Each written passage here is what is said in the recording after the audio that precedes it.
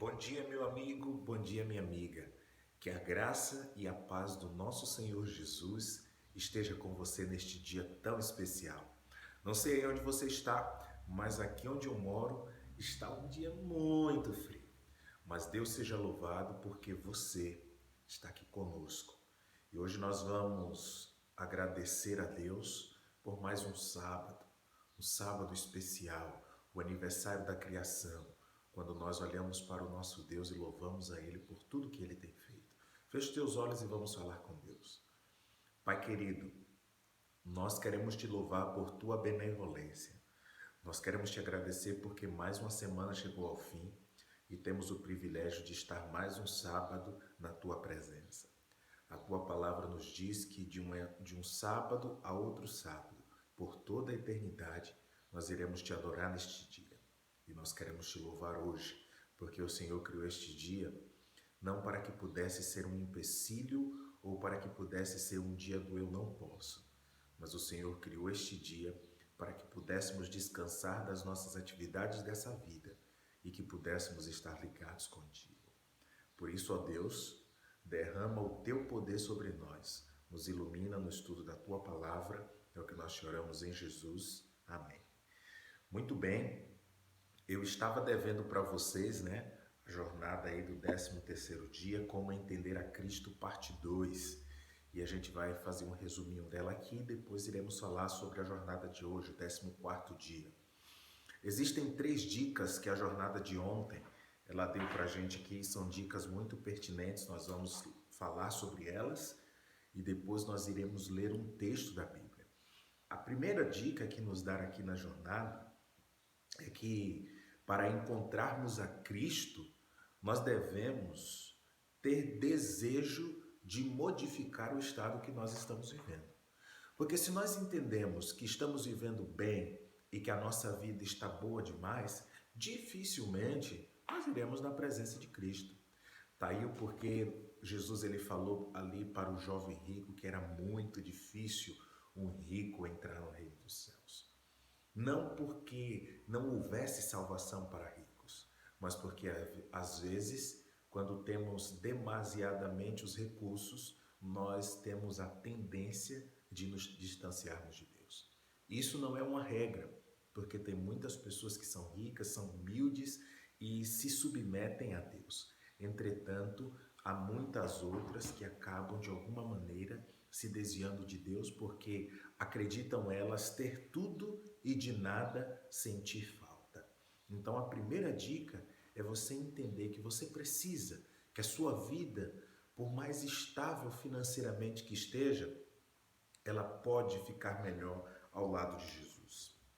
A segunda coisa é que nós devemos adquirir o conhecimento correto da salvação. E para isso, a gente precisa ter percepções espirituais. Porque eu já falei para vocês que muitas pessoas ensinam sobre salvação. E nesse mundo tão controverso, a gente fica às vezes preocupado. Nós temos alguns grupos na sociedade e isso é um pouco preocupante pelo seguinte, porque alguns grupos acreditam que Jesus vai arrebatar secretamente, outros acreditam que somente um grupo de pessoas vão morar com Jesus, outros não acreditam que Jesus vai voltar e outros acreditam que a Bíblia diz que todo o olho verá. Será um evento onde todo o universo testemunhará. E a grande pergunta que se dá é a seguinte: qual é a verdade por trás da salvação? Como se concretizará o plano da salvação? Afinal, este é o grande plano de resgate da humanidade, então é o plano mais importante. Então, para isso, nós não podemos como posso dizer para você, nós não podemos nos acomodar com as falácias, nós não podemos nos acomodar com o ensino de um líder religioso. Por isso eu quero te desafiar para que você busque na palavra, porque ela é a nossa regra de fé. E a palavra vai nos dizer qual é o plano da salvação. Porque isso é importante. Porque quando nós entendemos isso, nós vamos entender que o conhecimento sobre a salvação nos ajuda a modificar a nossa condição atual de vida. E nós temos o desafio porque muitas pessoas, elas acabam dizendo assim, não, o que importa é seguir a Deus, mas se eu vejo como importância seguir a Deus, eu também devo ver como importância seguir a tua palavra. Por isso que eu não posso de nenhuma maneira ficar me apegando ao que diz alguém, ou que alguém que eu conheço, ou no passado alguém me ensinou assim. Eu preciso confrontar estas palavras com a palavra do Senhor. Quando nós começamos a ir diante de Cristo, nós vamos encontrá-lo. Eu quero ler um texto com você e eu quero convidar você a abrir a sua Bíblia aí no livro de Mateus, no capítulo 7. E aqui Jesus, ele está dando continuidade ao Sermão da Montanha. E esse é um sermão muito emblemático porque ele vem trazer as características do reino, porque as pessoas há mais de 1000 anos estavam esperando um rei para que pudesse estabelecer o seu reino. E Jesus, no seu primeiro discurso, que começa no capítulo 5 de Mateus e encerra-se aqui no capítulo 7, é conhecido este discurso como o Sermão da Montanha ou o Grande Discurso de Cristo. Jesus, ele diz quais são as características do reino, quem são os cidadãos do reino e também ele diz qual é a postura dos cidadãos do reino, as atitudes, as ações dos cidadãos do reino. Mas é interessante que todas estas características, todas estas descrições de Jesus frustra completamente o judaísmo da sua época, que esperava um outro tipo de Messias. E antes da gente ler o texto, eu quero fazer uma pergunta muito pessoal para você. Que tipo de Jesus você espera? Quem é Jesus para você? Como você enxerga ele?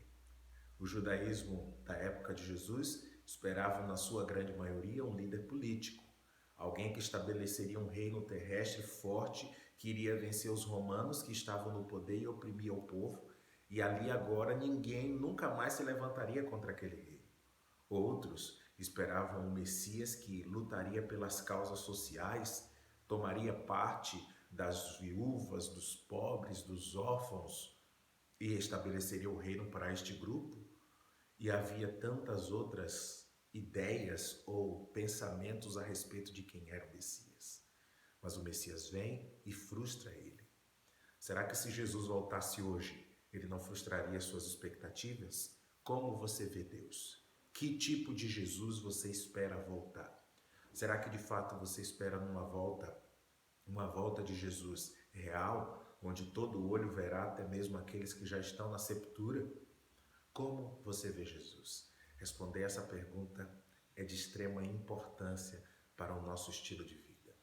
E Jesus, ele diz assim no capítulo 7, logo depois dele falar um pouquinho a respeito das inquietudes da vida, que a gente não deve andar ansioso com aquilo que é comer, ou beber, ou vestir. A gente já falou sobre isso um dia, mas hoje eu quero ler o capítulo 7, especialmente o verso 7. Então, se você está com sua Bíblia e seu smartphone, corra aí comigo para o capítulo 7 de Mateus, no versículo 7, a palavra nos diz assim: Pedi e dá-se-vos-á, buscai e achareis, batei e abri-se-vos-á, pois todo o que pede recebe, o que busca encontra, e a quem bate, abrir-se-lhe-á. Jesus, ele está declarando a partir desse verso que se você pedir, você vai receber. Se você buscar, você vai encontrar. Se você bater, abrir-se-lhe-á.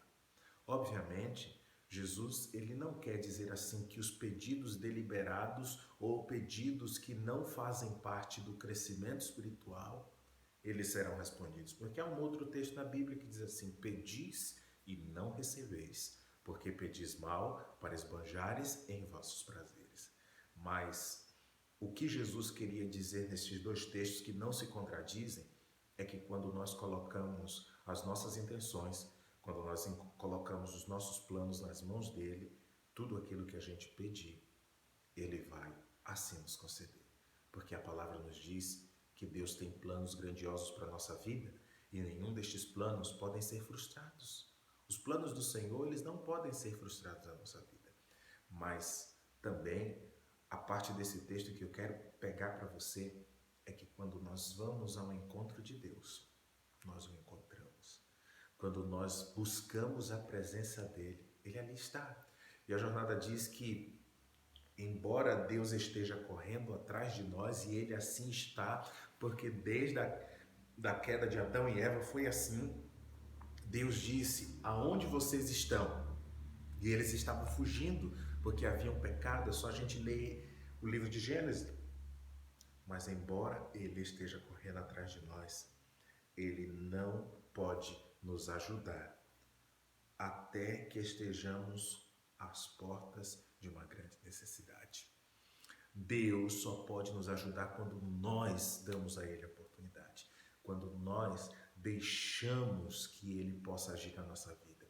Mas por que ele faz isso? Porque ele nos deu o livre-arbítrio e ele precisa respeitar as nossas limitações. Então, essa segunda fase de como encontrar a Cristo, você vê que nós precisamos ter percepções e sentir essa necessidade. Porque se nós formos ao encontro desse Deus, amigos, certamente nós iremos encontrá-lo. 14º dia, dando sequência aí à nossa jornada, crescimento em Cristo. Abra sua Bíblia comigo no livro de 1 Pedro, primeira epístola de Pedro, no capítulo 2, e o verso é o 2. Se você tiver aí com seu smartphone, também nos acompanhe. E a Bíblia diz assim: e muitos seguirão suas práticas libertinas, e por causa deles será infamado o caminho da verdade. Vamos voltar um pouquinho agora e nós vamos ler o livro de Efésios, capítulo 4, verso 15. Efésios, voltando um pouquinho aí, capítulo 4, no verso 15. E a palavra diz assim: mas, seguindo a verdade em amor, cresçamos em tudo naquilo que é a cabeça, Cristo. Veja que contraste extraordinário entre esses dois textos. O texto de Pedro nos diz, ali capítulo 2, verso 2, que muitas pessoas seguiriam práticas libertinas, ou seja, viveriam uma vida intensa no pecado. E por essa razão, por esse motivo de viverem essa vida, diz o texto, ele será infamado ao caminho da verdade, ou seja, não viverá o caminho que Deus escolheu. Agora, em contraste com este grupo que Deus já previu que seriam pessoas que estariam vivendo libertinosamente no pecado, deliberadamente no pecado, em contraste com estes, diz a palavra que aqueles que desejam crescer na fé precisam estar em Cristo Jesus. Ou seja, quando nós queremos alcançar a estatura, lembra que eu falei que a nossa fé, que a nossa vida, ela precisa alcançar uma estatura, e a minha estatura é diferente da tua, que é diferente do outro, cada um de nós iremos alcançar uma estatura, falando no sentido espiritual, mas é muito parecido com uma estatura física, alguns são maiores, outros menores e outros bem pequenos, e Deus nos dará de acordo às nossas possibilidades essa estatura. E a gente precisa continuar crescendo, a gente precisa continuar avançando para que a gente alcance esse ideal que Deus separou para nós. Há um texto na Bíblia que diz: sede perfeitos, Mateus fala isso, sede perfeitos assim como perfeito é o Senhor. Mateus capítulo 5, verso 48. Portanto, sede vós perfeitos, como perfeito é o vosso Pai Celeste. Esse é um texto, amigos, que tem incomodado muita gente ou que tem levado para um outro extremo da coisa, porque o grande desafio é diminuir a tensão entre o comodismo e o fanatismo. E os fanáticos, quando leem esse texto, eles vão dizer assim: Deus deseja que o cristão seja impecável. E aí surge uma doutrina falsa de impecabilidade neste mundo. Mas se a Bíblia diz que a nossa natureza ela é pecaminosa, que este mundo é de pecados e que nós temos uma tendência natural ao pecado, é impossível vivermos sem pecado neste mundo.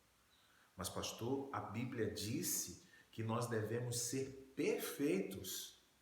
E a nossa ideia é de perfeição, porque nós somos assim. Quando nós dizemos assim, hoje essa casa está perfeitamente limpa, não há nenhum cisco, nenhum nada, tudo está no devido lugar, está perfeito, porque a nossa ideia de perfeito é perfeição. Entretanto, Mateus, ao escrever esse texto, de Mateus capítulo 5, verso, só pescar aqui, verso 48, a palavra no grego, que foi o idioma original, é a palavra teleios. E teleios ou teleios significa justamente que você deve amadurecer. Então, teleios, quando ele diz assim, teleios, sede perfeitos, em outra palavra, ele queria dizer assim, ó, sede, portanto, maduros, como maduro é o vosso Deus. Então, essa é a ideia de perfeição, um amadurecimento. E isso está em consonância com a jornada de hoje e também está em consonância com o texto de Efésios, que a gente vai amadurecendo na fé. Entendeu que impressionante o que Deus deseja de nós? Que a gente continue a crescer.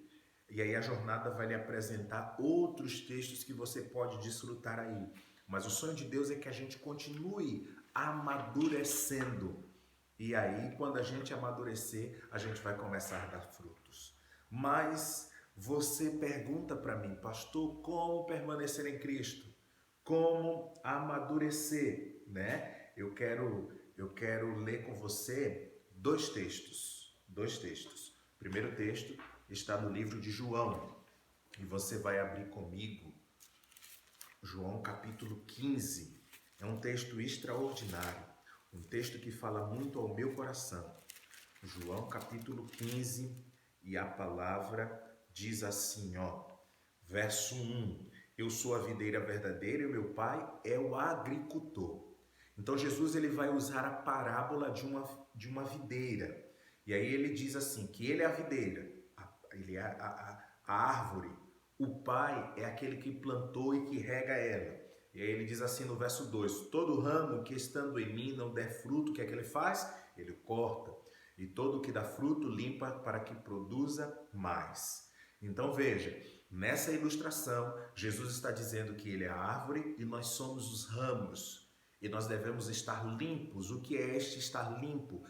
Nós devemos crescer e amadurecer na fé. E ele diz assim no verso 3, vós já estáis limpos pela palavra que vos tenho falado, pelos ensinamentos que lhes tenho dado, pelo alimento que você tem experimentado. E aí agora ele dá um conselho para que a gente possa continuar o nosso crescimento. Aí ele diz assim, ó, permanecei em mim e eu permanecerei em vós. E aí ele vai descrever que como o fruto não pode, como não pode o ramo produzir o fruto de si mesmo, assim também a gente só vai conseguir produzir se estiver em Cristo. Mas pastor, não respondeu a pergunta ainda, como a gente permanece em Cristo. E aí o verso 7 nos diz a resposta, fala assim, se permaneceres em mim e as minhas palavras em vós, pedires o que quiserdes e vos será feito. Então veja, primeiro detalhe, anota aí, como permanecer em Cristo, permanecendo na sua palavra. Então aquela conversa anterior de que simplesmente o que alguém diz é importante, já caiu por terra, porque nós devemos dar razão e motivo para o que diz a palavra. Então a primeira coisa para permanecer em Cristo é permanecer na sua palavra, é permanecer nos seus ensinamentos, é permanecer se alimentando do leite e do alimento espiritual que Deus nos concede. E aí vem a segunda receita para permanecer em Cristo. Ele diz assim, se guardares os meus mandamentos, permanecereis no meu amor. Então o segundo segredo é permanecer na lei de Deus. Pastor, onde eu encontro? Vai lá para Êxodo capítulo 20, pode ler toda a descrição além dos 10 mandamentos, que você vai ver quais são os mandamentos de Deus. Claro que Jesus, ao falar isso, ele não estava resumindo apenas aos 10 mandamentos, mas todas as leis que existem. A lei dos 10 mandamentos, as leis de saúde, as leis de todas que nós enfrentamos nesse mundo, que se associam com a palavra de Deus, elas devem ser guardadas. Então, o segredo para permanecer em Cristo: primeiro, permaneça na sua palavra. Segundo, guarde os seus mandamentos. Que coisa extraordinária! A vida em Cristo é uma vida de descanso, é uma vida de prazer, uma vida de sustentabilidade. E assim, quando nós permanecermos na palavra, quando nós permanecermos em Cristo, Colossenses 2,6 nos diz que o justo viverá pela fé. Quando nós entregamos a nossa vida ao Senhor, não temos do que temer ao futuro, porque Deus sustentará, se preciso for, de forma miraculosa a nossa vida. E agora eu pergunto, por que te demoras?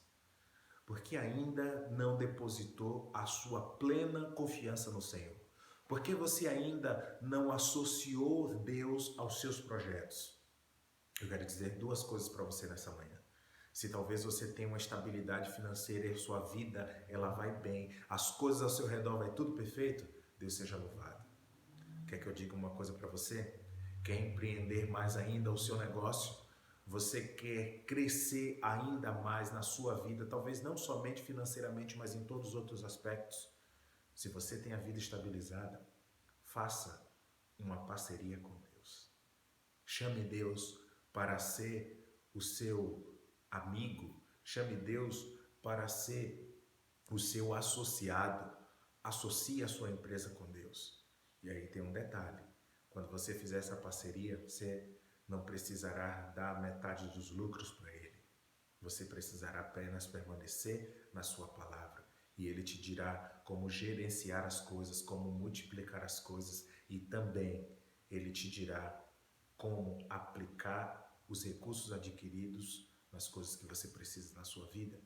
Lembre-se, o milagre, ele não acontece na nossa mão. As coisas multiplicam na mão do Senhor. E isso não é teologia de prosperidade. Aqui eu estou falando de tudo, quer seja financeiro, quer seja saúde ou qualquer outra situação que a gente põe nas mãos de Deus, ali multiplica.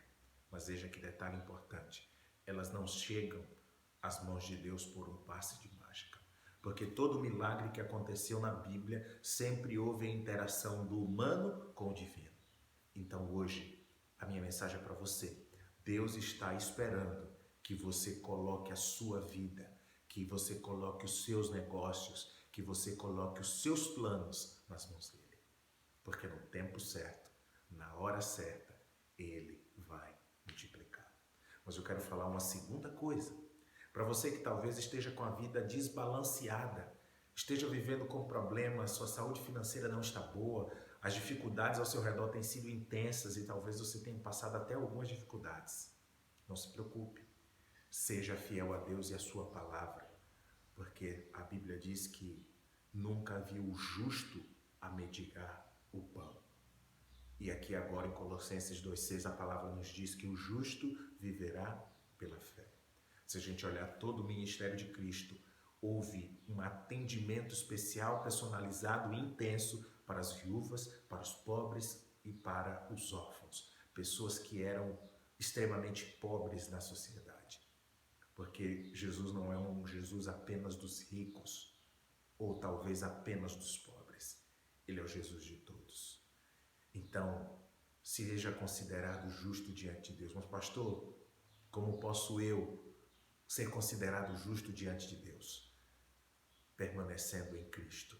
Mas pastor, como permanecer em Cristo? Permanecendo em sua palavra e guardando seus mandamentos. Quando assim o fizermos, não significa que talvez não falte os recursos, mas Deus proverá. Quando Deus ele pediu a Abraão que entregasse o seu filho, lá no Monte Moriá, foi um momento de muita tristeza, mas Abraão confiava em Deus, porque Abraão era amigo de Deus.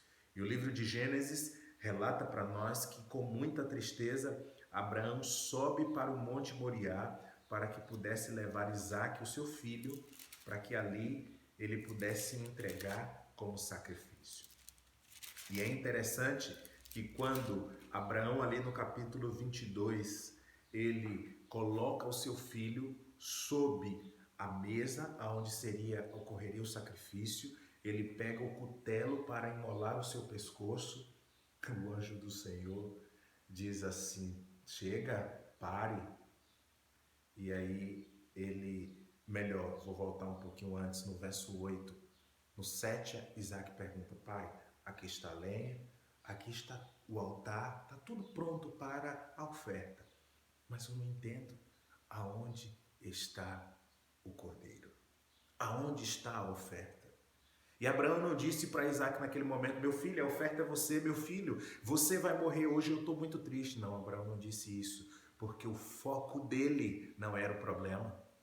Abraão, se você olhar lá o capítulo 22 de Gênesis, não estava focado no problema. E eu deixo dizer uma coisa para você: não foque neste mundo, não foque nas pessoas ou nas coisas deste mundo, porque tudo isso é uma ilusão, porque tudo isso passa e apenas a palavra de Deus e o Senhor permanece para sempre.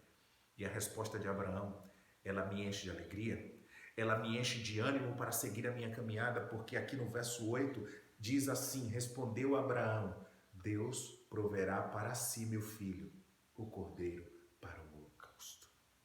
Amigos, que fantástico! Final dessa história você conhece que quando Abraão já estava para imolar o seu filho, Deus diz: segura, ali está o cordeiro. Porque Deus espera de nós a fidelidade. E eu quero encerrar a jornada de hoje dizendo para você o seguinte: que Deus proverá um cordeiro para cada Abraão de fé.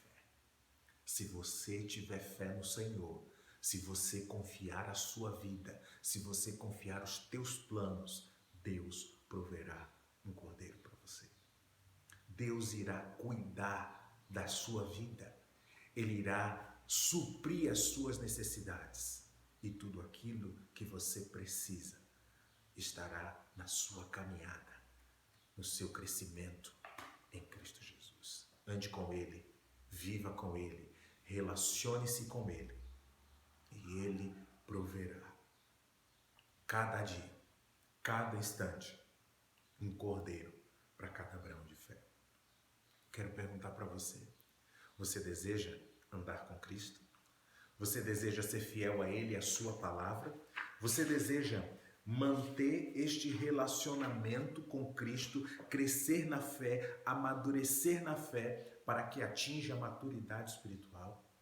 Se sim, aonde você está me ouvindo agora, em nome de Jesus, pare o que você está fazendo, feche os seus olhos e nós vamos falar com Deus. Pai querido, eterno Deus de amor e bondade, obrigado porque o Senhor deseja nos mostrar o caminho que devemos andar através da Tua palavra.